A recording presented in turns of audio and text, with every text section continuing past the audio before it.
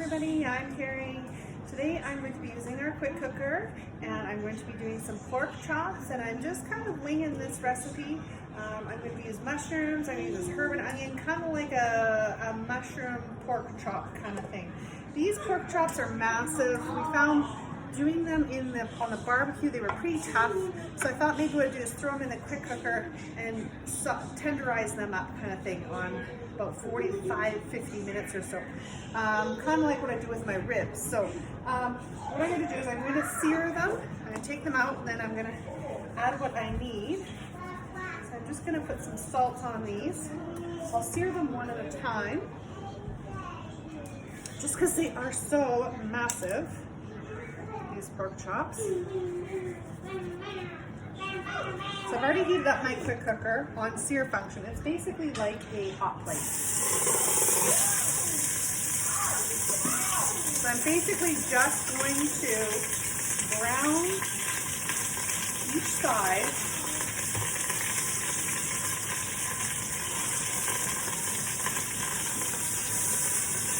Ooh, it is hot.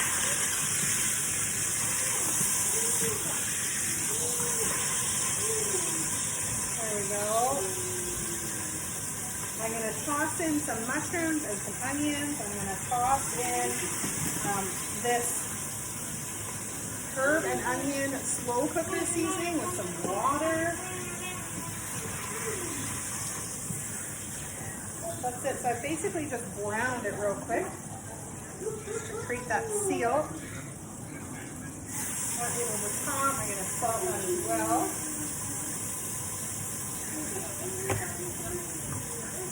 And then when that's done, we will do the onion.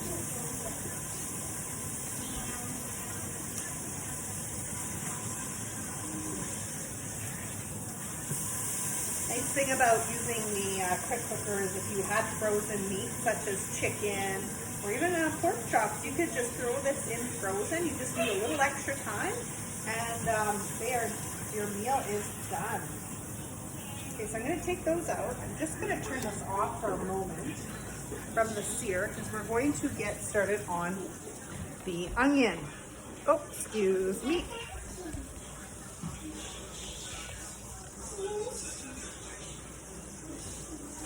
So there are several ways that you can chop an onion. You can cut it by hand. You can use a food chopper. You can use a manual food chopper. You can use a quick slice. You could use the the quick slice, and then there are other tools that I can't think of off the top of my head. The simple slicer to get rings kind of thing. So you can use that as well. This little tool is pretty cool. It peels it for you. I already kind of did that, but it basically goes down on the side of it, and then you can just pop off an edge if you needed to. You might not want to do that after you've already cut it, but that is an option. All right, so for today, I'm actually probably going to use the manual food, just the regular food chopper. I'll show you that here.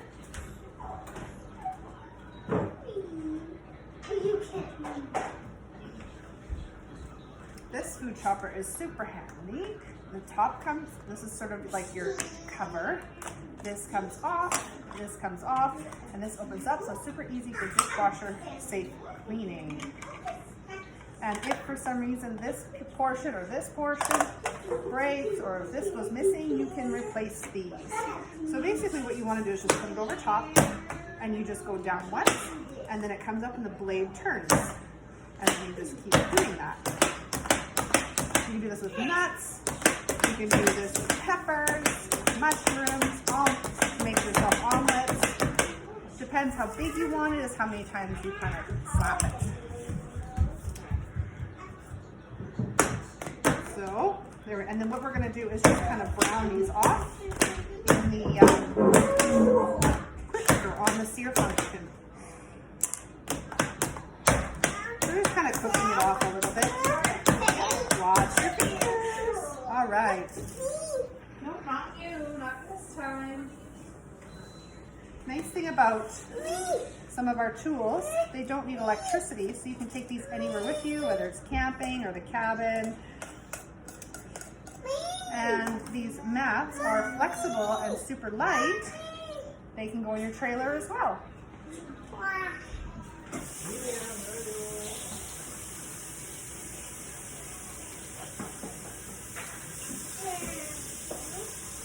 Just gonna sear that off for a brief moment. I've already gone ahead and I've chopped my mushrooms. I didn't even really chop them. It's called a simple slicer. I meant to keep one for you, but I forgot. You just pop it in there like a strawberry or an egg. You just slide it down, and then they just come out so perfectly in uniform shape. Now, if these little wires break, again, you can replace the top portion of it. All right, there you go.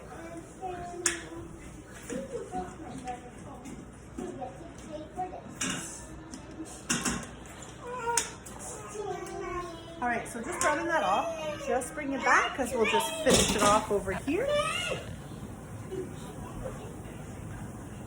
So what I'm going to do is I'm going to add these back.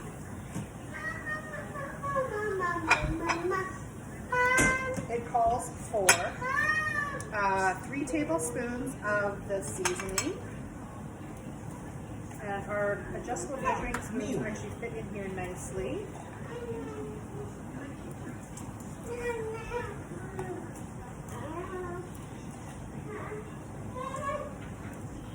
A little bit.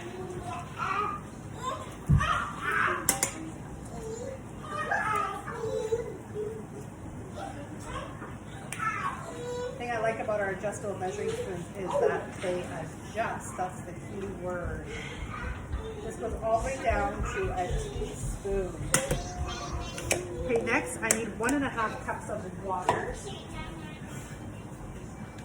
Oh, throw my mushrooms in. I'll use the same cup. Get 1.5 cups of water.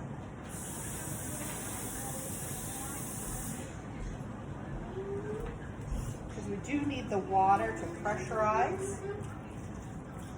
Those onions are really getting to me. Woo.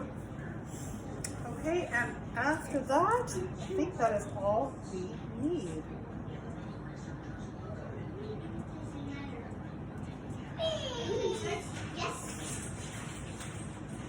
All right, so we've done the seasoning, I've done the 3 cups of vegetables, I've done 1.5 cups of water, and so this would be for slow cooker. It says now 4 to 5 hours, but we're doing the pressure cooker, so I'm going to do 45 minutes to start, and then we will check it and see where we're at and how much longer we possibly need. And there's just a quick look before I pop the lid on.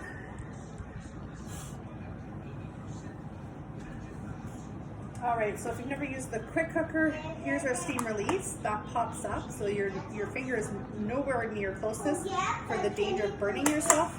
This is a little red safety button that pops up to tell you that it is pressurized. If it's popped up, you are not able to open it. So we're going to close her up. I'm going to turn it, cancel the sear function, and I'm going to turn it to pork.